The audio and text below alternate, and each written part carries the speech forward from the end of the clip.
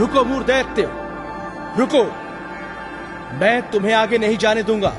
कौन हो तुम और क्या चाहिए तुम्हें? मैं कौन?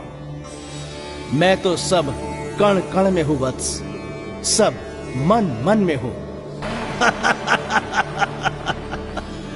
तुम और सबके मन में?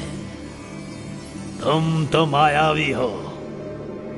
इस जगत के सिर्फ एक ही स्वामी है, असुर राज नरकासुर।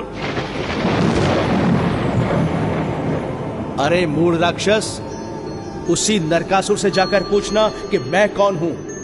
नहीं जानना मुझे तुम्हारे बारे में। मेरे रास्ते में क्यों आ रहे हो? मुझे मेरे स्वामी को यह भेंट पहुंचानी है। कोई भी अबला नारी भेंट नहीं हो सकती। मैं तुम्हें इन अबला नारियों को नहीं ले जाने दूंगा। ये मूढ़, निकल जा मेरे रास्ते से। मेरे रास्ते में आओगे तो मैं तुम्हें खत्म कर दूंगा। तुम अपने अहंकार में ये बात कह रहे हो। मैं तुम्हें अभी भी मौका दे रहा हूं। उन सारी नारियों को तुम छोड़ दो। तुम कौन होते हो मुझे मौका देने वाले? मैं ही तुम्हें बख्श रहा हूं। अगर अपनी और अपने देवलोक की जान प्यारी है तो मेरे रास्ते से हट जाओ।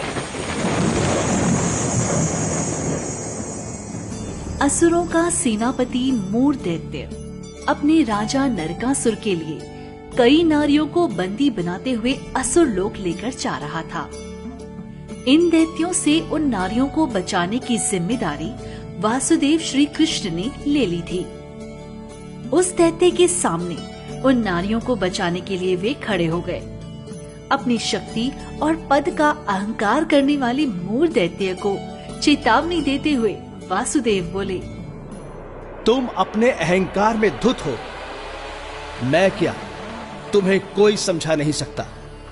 समझने और समझाने वाली बातें अब गई। इतने ही होशियार और बलशाली हो तो मुझे रोक कर दिखाओ। इस संसार में जब जब अधर्म का साया बढ़ता है तब तब मुझे आना ही पड़ता है। और इस अधर्म की परिसीमा अब तुमने पार कर ली है मूढ़ दैत्य। अब तुम्हें चाहकर भी मुझसे कोई बचा नहीं सकता। पूरे क्रोध में आकर वासुदेव श्री कृष्ण ने अपने धनुष को आगे किया। एक नुकीला बाण उन्होंने अपने धनुष पर चढ़ाया।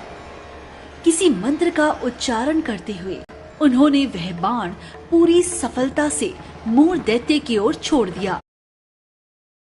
जब सुकून नहीं मिलता दिखावे की। उतने ही चतुराई से मूढ़ दैत्य ने उस बाण को अपने से त्यों किया। इन बाणों का सिलसिला काफी देर तक चलता रहा। दोनों वीर अपनी अपनी पूरी शक्तियां लगा रहे थे। ये घमासान युद्ध पूरे 2 प्रहर तक चलता रहा। इस युद्ध को खत्म करने हेतु मूढ़ दैत्य ने एक अस्त्र का प्रयोग वासुदेव श्री कृष्ण पर किया। उस अस्त्र के प्रयोग के कारण वासुदेव श्री कृष्ण का रथ टूट गया। वे जमीन पर गिर गए। मूढ़ दैत्य जोर जोर से हंसने लगा। उसने गिरे हुए कृष्ण को देखकर उन्हें मारने के लिए एक और बाण धनुष पर चढ़ाया। इतने में ही भगवान श्री कृष्ण ने अपनी सारी शक्ति को एक करते हुए सुदर्शन चक्र को अपने हाथ में ले लिया और पूरे सफलता से मूढ़ दैत्य की ओर फेंक दिया।